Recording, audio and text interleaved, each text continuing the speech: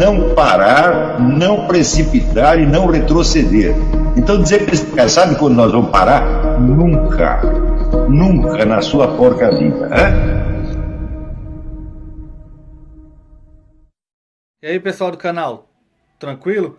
Então, antes do vídeo, quero pedir a vocês para apoiar o nosso canal, seja membro, participe do apoio, vaquinha ou de qualquer outra forma. A gente também deixa o Pix aí para vocês ajudarem o nosso canal. Estão vendo aí toda a censura que está acontecendo aqui no YouTube, em toda a grande rede social. Então é isso aí, para a gente continuar nessa luta, precisamos do apoio de todos vocês. Muito obrigado a todos, fiquem com o vídeo, sempre com Deus, pátria, família e liberdade. Valeu!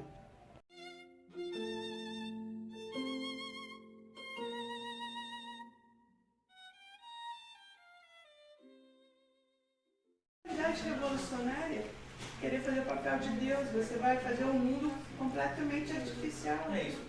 A maioria das pessoas podem querer se drogar. A questão é que, tipo assim, é possível. Você vê, o número de gênios em circulação tem um certo limite, você não pode passar disso.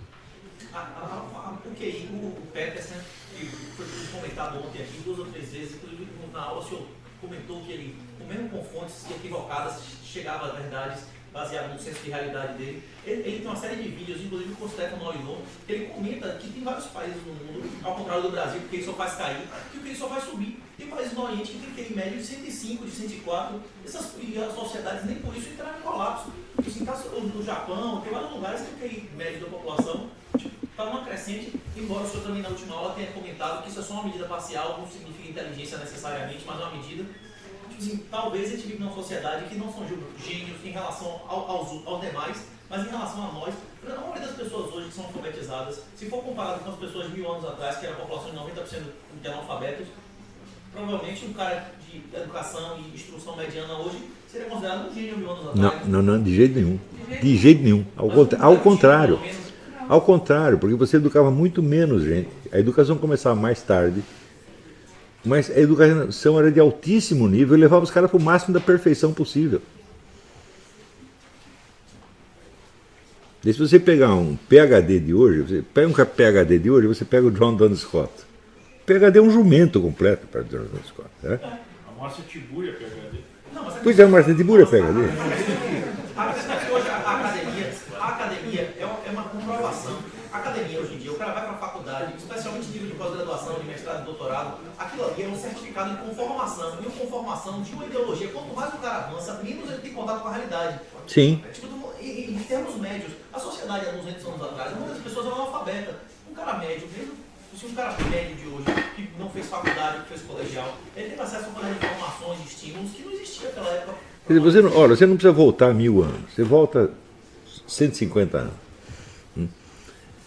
Você vê, o número de intelectuais era bem menor, tá certo? Mas você tinha, ao mesmo tempo, pessoas com um senso de realidade tão agudo, que elas conseguiam pegar o funcionamento inteiro da sociedade. Pega o Flaubert, um Dostoiévski. Hoje você não tem isso. Você pega qualquer PhD em literatura, compara com o Flaubert, só o Flaubert ganha de 10 mil a 0. Porque eram poucas pessoas. Né? Então, uma superpopulação de gênios seria uma desgraça. Eles iam todos ficar loucos. Mas cada gênio desse, ele vai acordar com um novo projeto de humanidade. E você tem, num só dia, você tem 1 milhão de novos projetos de humanidade. Hoje já acontece isso, em parte. Né? O que você vai fazer com tudo isso? Vai queimar tudo, né? Professor, posso citar um exemplo, uma situação que me chocou bastante? Eu descobri que, eu comentei até com o Silvio no caminho, os meus estagiários de pós-graduação, eles não sabem abrir uma garrafa, um abridor. Eles não sabem abrir uma lata. Pós-graduação. Então, eu acho assim, que ele está num mundo de abstração lá, e também não sabe o que está falando. Mas é por isso que esses exemplos não são válidos. É porque os alunos de pós-graduação, de mestrado e doutorado são os exemplos das pessoas que passaram pela certificação de idiotização mais alta. A questão é essa. Minha questão é que tipo assim, pode não haver lugar econômico para os gênios, mas pode haver ocupação social. E o exemplo foi da aula de ontem. O professor comentou que Leibniz, por exemplo, foi bibliotecário por anos. Talvez as pessoas no futuro, tipo assim, com o avanço da sociedade, não podem ser todos gênios, mas gênios em relação ao que a gente tem hoje, né? As pessoas começarem a ter um grau de educação, que eles podem ter papéis sociais que não sejam necessariamente econômicos. O cara desenvolver material, como está acontecendo na internet, pessoas que, tipo assim, nunca seriam ouvidas se não tivesse internet, academia e nada. Hoje em dia tem milhões de pessoas que seguem. Eu acho que o que você está perguntando, e talvez seja até uma pergunta do professor, é na possibilidade, que é algo que está aí sendo discutido, de nós termos em algum momento uma nova realidade que é desconectada com a realidade física, que seria tipo aquilo que eu colocar no filme Matrix, seria nós estarmos totalmente vivendo numa realidade,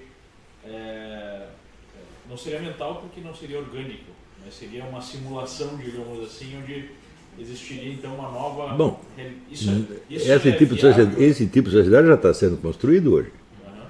No próprio diálogo na internet, né, você vê, em geral, as pessoas não têm a menor ideia do que elas estão falando, mas elas se comunicam umas com as outras. E essa comunicação passa a constituir uma segunda realidade para elas. Mas o senhor acredita que existe a possibilidade, em um determinado momento, de nós termos algum nível de consciência que não seja ligada a um corpo físico, a mente, a algo orgânico? Mas todo mundo... Não, peraí, em primeiro lugar, todo mundo tem isso. Né? Mas isso não quer dizer que esta segunda camada de realidade seja aquela que está na cultura ambiente. Né? Eu vejo, por exemplo, que, sei lá, eu mesmo entrei em certas dimensões que são superiores ao corpo físico, evidentemente, mas elas não têm vigência social. Então, por exemplo, sei lá, você vai estar nas experiências místicas. Então nós vamos criar uma multidão, acho que todo mundo tem experiências místicas, todo mundo conversa com Jesus Cristo. Né? O que o governo vai fazer com essas pessoas? Vai drogar todas. Não, seria uma coisa diferente. Seria, por exemplo, o senhor poder ser um software, digamos assim. Digamos, a transferência da consciência. O Olavo agora é um software, o Leandro é um software, todos nós aqui somos um software, não temos mais um corpo, não temos mais as características que nós temos hoje. A questão é se isso seria possível ou não, se isso é uma expressão de um fetiche. Bom, isso é possível, mas as pessoas vão continuar tendo corpos, né?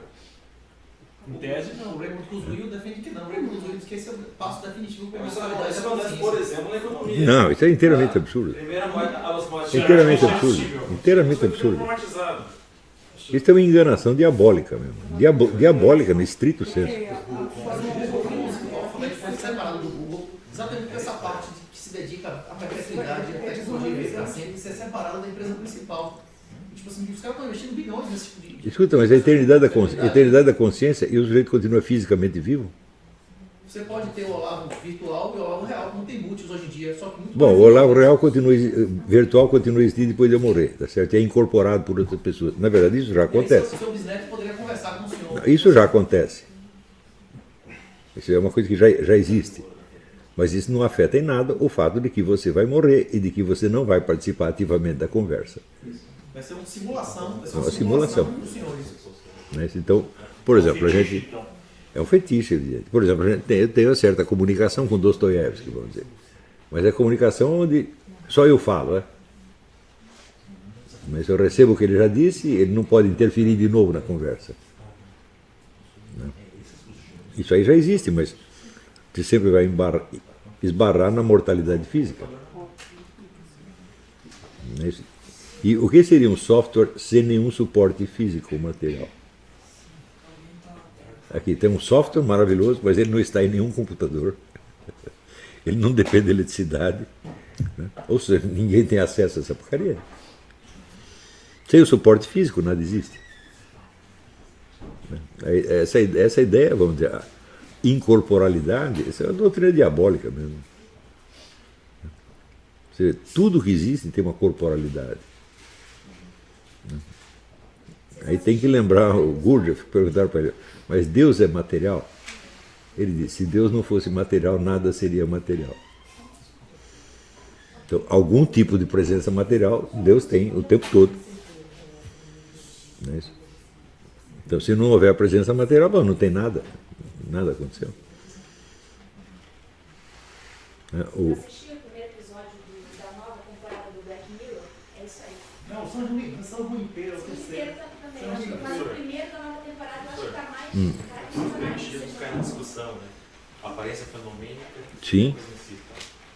A gente Isso é o tenta parar de Cantino comentar. levado a enésimo grau. Exato. Mas não lembrei que o nosso software está em cada célula do nosso corpo no DNA. O software do programa está nos zeros e nos uns lá magnéticos do disco, né? Tipo, fisicamente ele está em algum lugar. Nem que seja um computador, né? Sim, mas isso não é a presença humana real, isso é imitação. É uma simulação, né? Então vai ter uma belíssima convivência entre simulacros. Tem gente- Até o DNA, ele não se expressa maquinalmente dessa maneira. Ele como que escolhe se ele se expressa ou não. Ele pode ter, por exemplo, uma genética, ela pode ter uma expressão imperfeita, ou não se expressar de jeito nenhum. Então não tem essa equivalência. Isso é muito mais como o professor fala,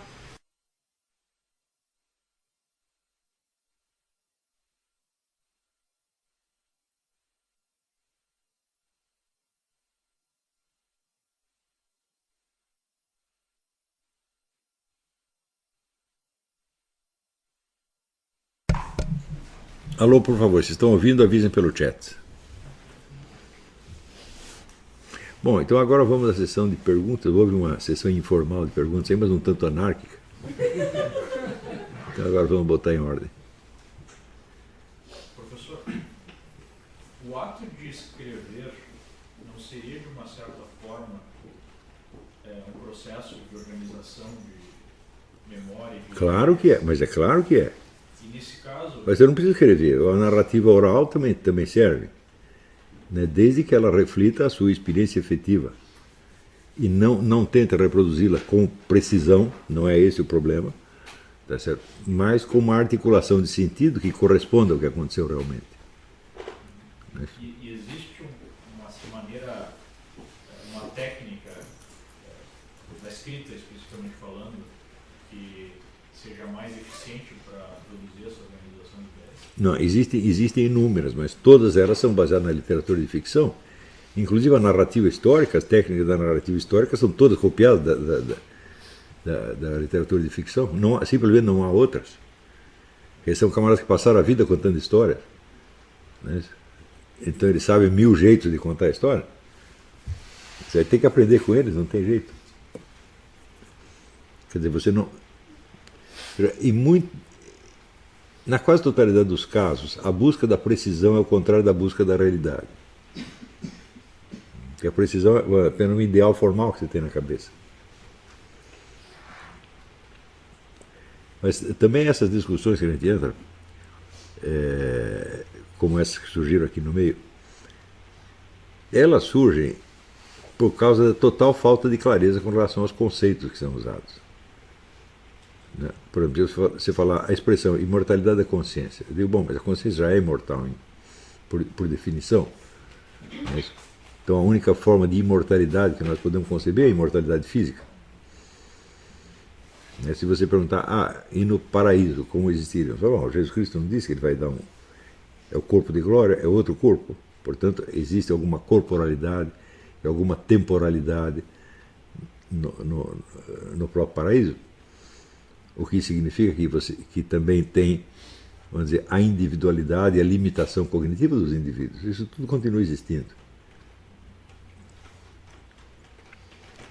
Mas o pessoal que projeta um tipo de imortalidade terrestre, eles estão lidando com conceitos que eles mesmos não entendem. Vamos dizer, o próprio conceito de realidade. Aqui nos Estados Unidos, o pessoal divide assim, ou é percepção ou é a realidade. Então, o que eles entendem com percepção? Algo que isso aconteceu só dentro de você. Mas pela etimologia da palavra, percepção quer dizer que você captou algo. E a palavra conceito também, o conceito, quer dizer, você apreendeu algo, quer dizer, o conceito apreende algo que não é ele mesmo, senão não é um conceito. Mas, para você ver a profundidade da influência kantiana, o que se entende por percepção aqui é um acontecimento puramente mental. Existe, bom, mas se a realidade não está na minha percepção, onde ela está? Então ela é apenas uma suposição de algo que eu imagino que existe para além do que eu estou percebendo. E se você pensar bem, isso é um conceito autocontraditório. Se você chamar de a realidade é só o que eu não posso perceber, então não tem mais sentido você falar de realidade dali para dentro. É uma desconexão completa. E desconexão completa é coisa de maluco mesmo. Mas o maluco, a maluquice pode ser tão enfeitada, né, linguisticamente, que parece que é uma coisa séria.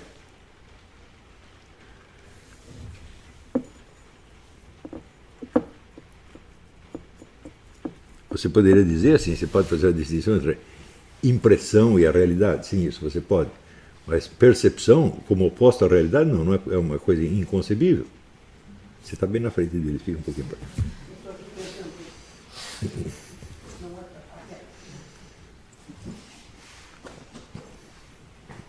Então, vamos dizer, essa sucessivas operações que você vai passando da memória. A memória por si opera uma seleção e uma formalização, né? Mas ela pode ser refeita. Você pode perguntar, foi assim mesmo, foi de outro jeito. Pode experimentar várias narrativas para ver qual que atende melhor a sua expectativa. E em seguida você tem a transposição disso para a linguagem. Não é isso? Mas a linguagem, vamos dizer, quanto mais clara ela aparece para todo mundo, porque repete chavões e esquemas prévios, mais ela vai se afastar da experiência real, evidentemente. Então você vai precisar fazer uma série de ajustes e realmente personalizar a linguagem. Agora, se você não faz isso, o conceito científico que você pode obter no final não vale nada. Porque ele perde a conexão. É o problema do Wolfgang Schmidt, né? Ele perde a conexão com a realidade, no fim você não sabe do que você está falando. Você chega em física quântica, literalmente ninguém sabe do que está falando. Sabe que tem certos fenômenos que são observáveis, você não tem a menor ideia do que eles são, e nem se eles são reais. O Wolfgang Schmidt, no livro Enigma Quântico, ele vai explicar que esses acontecimentos todos com partículas subatômicas, eles não são propriamente materiais. Eles não são a matéria tal como nós conhecemos, quer dizer, a matéria já carregada de todas as propriedades que nos permitem reconhecê-la sensorialmente, mas são uma espécie de protomatéria, que Santo Tomás de Aquino chama de matéria secunda, quer dizer, está supondo a existência de uma matéria-prima, que é o substrato de toda a matéria possível. Em cima dela existe uma matéria secunda que já tem alguma determinação puramente quantitativa.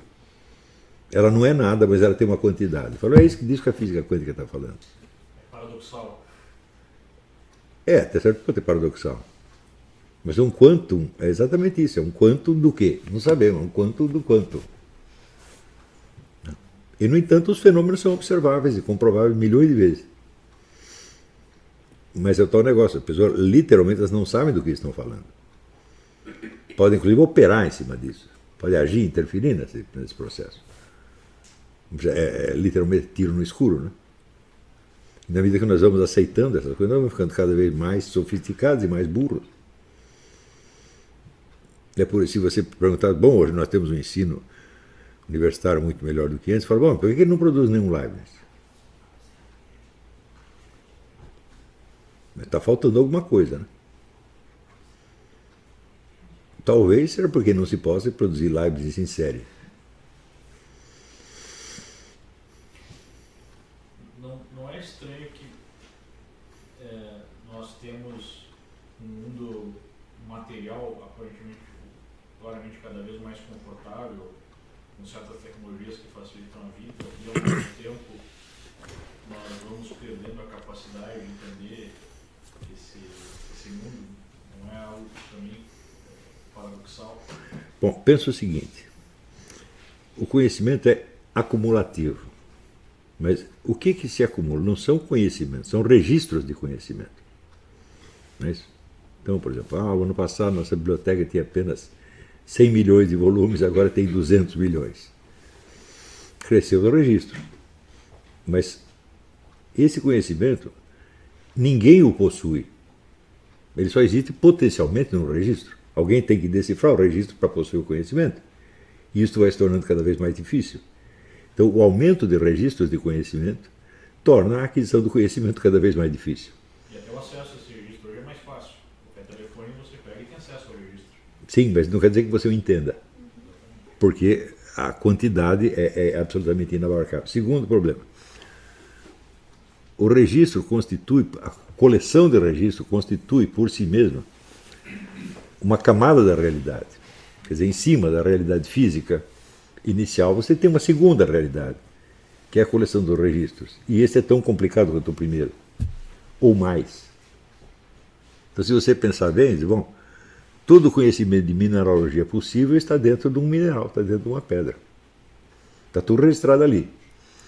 Você pegou, captou a forma essencial daquilo, estudou sobre esse aspecto, agora criou uma série de registros, uma biblioteca de mineralogia. Quer dizer, o que é mais fácil? Você entender a pedra ou entender a biblioteca de mineralogia? Está entendendo? Quer dizer, quando se fala do progresso do conhecimento, 99% dos casos é ilusório. Existe a acumulação de registros. E você simplificar o acesso ao registro não adianta nada, porque o problema não é o acesso ao registro, é o entendimento dele. Então, é por isso mesmo que muitas vezes as pessoas simplesmente desistem de entender o que estão falando e se limitam ao aspecto operacional. Ou acreditar no consenso. Não, é a mesma coisa. No ginásio eu tenho um amigo que chegava para você e dizia assim: o que é isso aqui? Eu falava, não sei. Ele disse, eu também não sei, mas lá vem outro.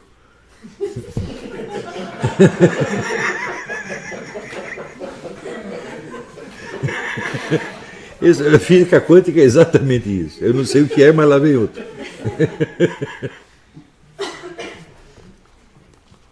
Então, isso quer dizer que a exigência de inteligibilidade já foi perdida faz tempo. As pessoas não estão entendendo a coisa porque elas nem querem entender. Elas desistiram de entender. E na medida que você privilegia a tecnologia e entende a tecnologia como prova do acerto da sua ciência, depois você está completamente louco. Né? Nenhum objeto tecnológico tem uma explicação científica única.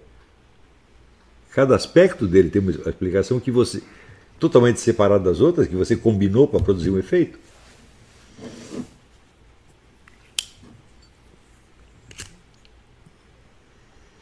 Isso quer dizer também que o progresso da tecnologia também vai em sentido contrário do entendimento. Você produz cada vez equipamentos mais complexos, mais eficientes de algum modo, que você entende cada vez menos. Sim, por exemplo, um carro por carburador, no passado qualquer um conseguia consertar. Hoje, um carro moderno, você precisa de um computador para trabalhar, para poder... Não, hoje tem prédios inteiros que você não pode dar descarga na privada sem se comunicar com o computador central. E no futuro não serão prédios, serão bairros inteiros.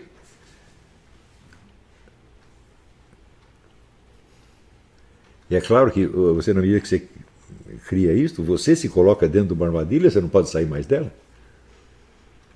Mas a própria noção de entendimento aí se perde completamente. Então, essa é a proposta do Wolfgang Schmidt. Nós temos que voltar para a realidade, porque isso aí está ficando muito doido. Pô. Agora, as universidades estão produzindo milhões de pessoas entusiasmadas com essas coisas e vendo as possibilidades tecnológicas mais mirabolantes e ansiosíssimos para realizá-la. Né? Essa é outra lei, quer dizer, qualquer possibilidade que você veja que é possível, você vai querer realizar. Se é possível você fazer um clone de um ser humano, teoricamente possível, então mais dia menos dia nós vamos ter que fazer. É possível você, por exemplo, transportar a memória do sujeito inteirinha da cabeça de um para a cabeça de outro? Teoricamente é possível, então nós vamos realizar. Só que aí você vai cada vez a palavra inteligir significa menos coisa. Você acaba adotando, até por preguiça, ou por comodidade, um conceito pragmático do entendimento. Quer dizer, entender uma coisa é saber fazer algo com ela. Só que enquanto você faz algo com ela, ela já não é mais o que ela era antes. É o exemplo que eu dei no Jardim das Aflições. Aqui, olha, aqui tem uma árvore. Várias coisas que você pode fazer com a árvore. Por exemplo, você serra e faz uma cadeira. Só que da árvore não existe mais. O que você aprendeu da árvore? Você aprendeu que dá para fazer uma cadeira com ela. É só isso. E o resto? O resto não dá para estudar mais porque a árvore sumiu. Então isso quer dizer que muitas vezes, vamos dizer, a operação tecnológica ela vai no sentido contrário do entendimento. Você consegue fazer cada vez mais coisa e entende cada vez menos, até que o verbo entender já não significa mais nada. Parece que tem uma ligação direta com o poder também. Mas sem dúvida, sem dúvida. Essa é a teoria do Upinski. Né? A matemática é um instrumento do poder. Cada vez menos pessoas é que sabem como fazer as coisas. Claro. São as únicas coisas que têm que funcionam. Você vê, hoje em dia qualquer equipamento vagabundo tem um manual de instruções de 100 páginas. Pô. Você não vai entender aquilo, você não vai estudar aquilo. Né? Então, se pegar uma cidade inteira, bom, como funciona uma geladeira? Antigamente ele sabia, agora não sabe mais, está muito complicado, mas deve ter 2 ou 3 caras que entendem. Então você vai criando um sistema de dependência. E acreditando que a tecnologia vai libertar a humanidade do destino coercitivo. Né? Esse é o argumento do Zé Guilherme Melchior, né? Que antigamente as pessoas viviam um destino coercitivo e a democracia moderna criou o destino de livre escolha.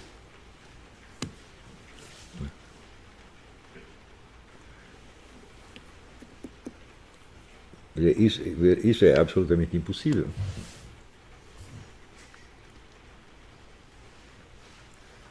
Quer dizer, o entusiasmo que nós temos dizer, pela ciência, pela democracia, etc, etc. Bom, isso é evidentemente uma auto-hipnose, é uma busca de consolo. Né? E tudo isso, no fim das contas, está fugindo da realidade básica da vida humana, que é a nossa mortalidade.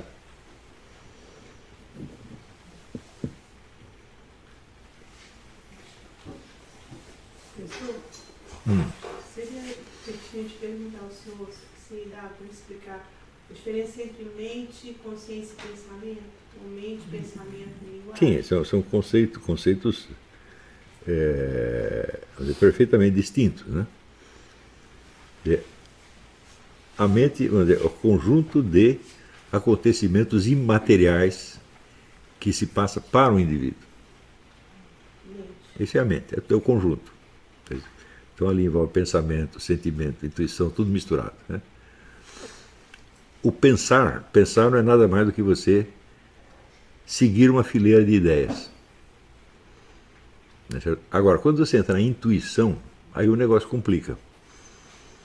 Porque a palavra intuição vem carregada hoje em dia da conotação de um pressentimento, ou de uma captação de um treco imaterial, e não é isto. A intuição, filosoficamente, é a percepção imediata de uma presença. Ora, a percepção de presença depende da sua amplitude de consciência. A nossa consciência pode estar limitada ao ambiente físico imediato, pode estar limitada ao seu corpo, não é certo? Mas ela pode se estender indefinidamente. Alguma coisa que se passa na China pode estar presente para um sujeito aqui, porque ele tem um horizonte de consciência maior, então ele está aberto para mais coisas. Tá certo? Então, às vezes você pode transcender o próprio limite de tempo, quer dizer, um encadeamento de causas cujo efeito não apareceu ainda, pode aparecer já realizado para uma pessoa que tem amplitude de consciência suficiente para penetrar nisso aí. Então a intuição continua sendo a percepção de uma presença. Algo que não está presente ainda para a massa das pessoas pode estar presente já para o indivíduo que está sintonizado na ordem do tempo. É o que explica as premonições. Veja, a premonição não é algo que se passa na sua mente. É algo que você percebeu no mundo. Só que o mundo de uns não é tão grande quanto o mundo de outros. E a linguagem, já que entraria nesse... Se eu falo pensamento, seria quando a gente encadeia essas experiências. Encadeia várias ideias, das quais umas saem das outras de algum modo. Tá certo? E a linguagem é o equivalente material disso aí. A linguagem você vai dar signos materiais que permitem você refazer o curso do pensamento. Quer dizer que se você não fixa na linguagem, o pensamento some. Não é isso? Agora, a linguagem não é, definitivamente não é o pensamento. Ao pensar em qualquer coisa, nós misturamos signos verbais com signos espaciais, com signos visuais, tudo misturado. Com signos musculares, tensões musculares, você pensa usando tudo isso ao mesmo tempo. E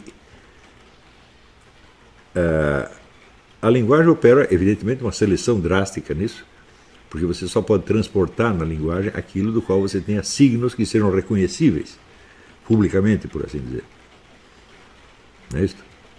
Mas a atividade literária permite, usando signos que são convencionais iguais para todo mundo, personalizar a expressão verbal.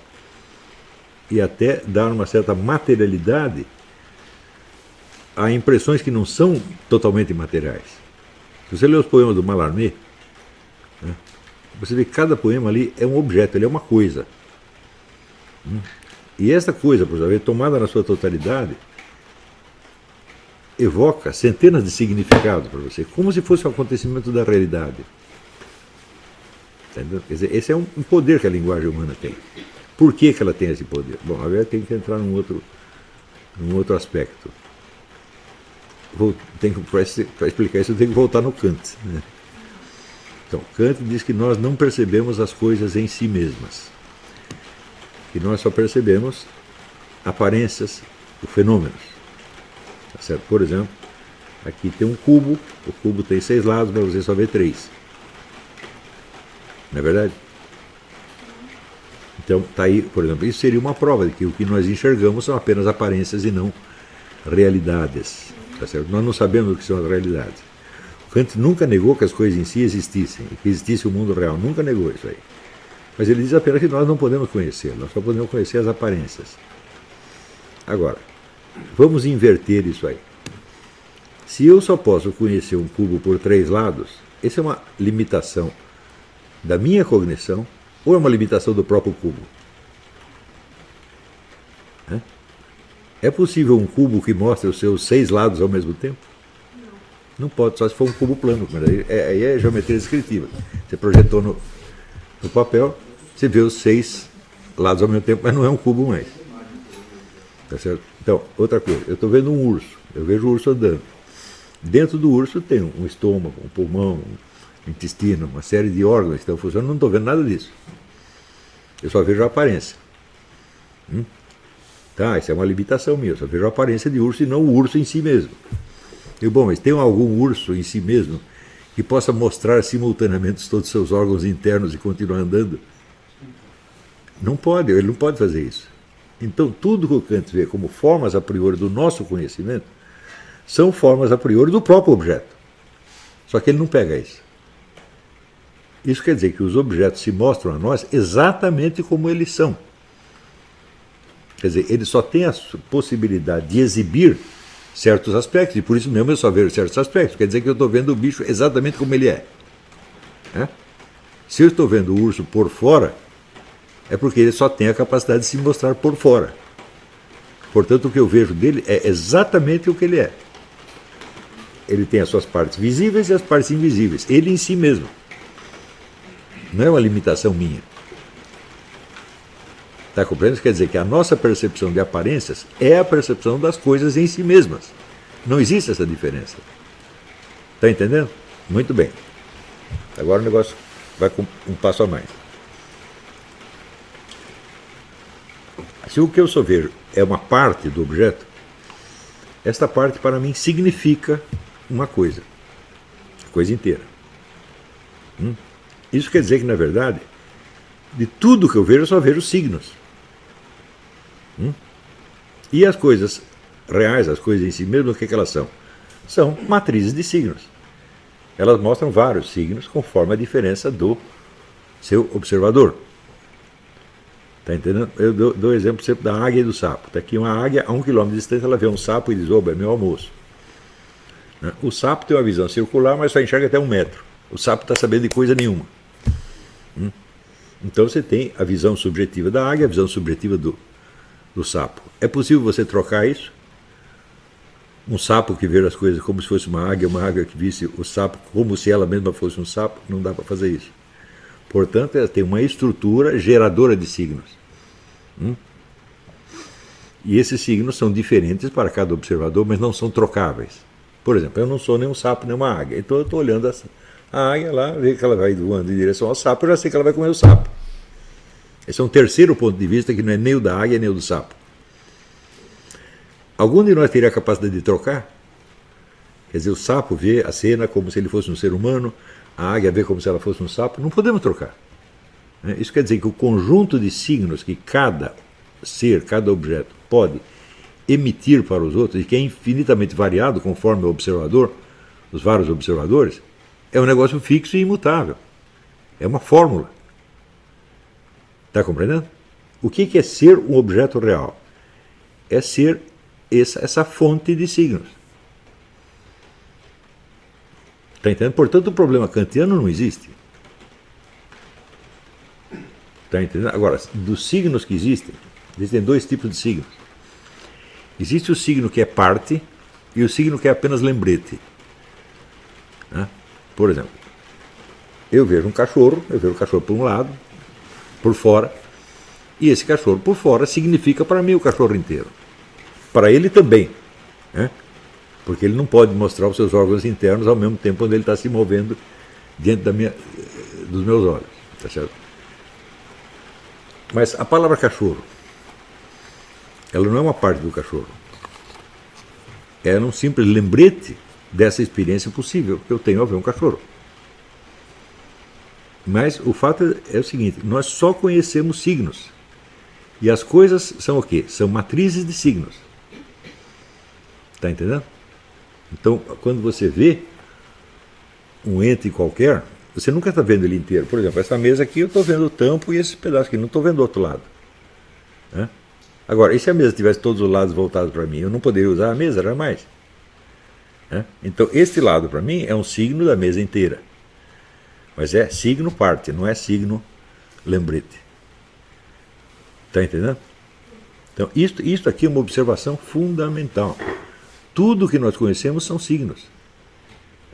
Nós não vemos nada inteiro. Mas não precisa ver nada inteiro, porque a própria coisa só existe por partes. Está entendendo? Professor, e ainda tem um aspecto da percepção que complica mais as coisas. Eu estava vendo, tem um documentário na Amazon chamado Game. E os caras provam que quando a gente vê uma mesa, por exemplo, na verdade, na maior parte dos casos a gente não vê a mesa. A gente acessa a memória da mesa na nossa mente. Mas como chegou na memória? A memória foi criada a partir de uma primeira experiência. Claro. Mas Então, a maior parte do tempo a gente fica só... veja, você tentar explicar a percepção pelo cérebro humano é a coisa mais impossível que existe. Você pode estudar o cérebro o resto da sua vida, você não vai entender a percepção, porque a percepção depende do objeto, meu Deus do céu.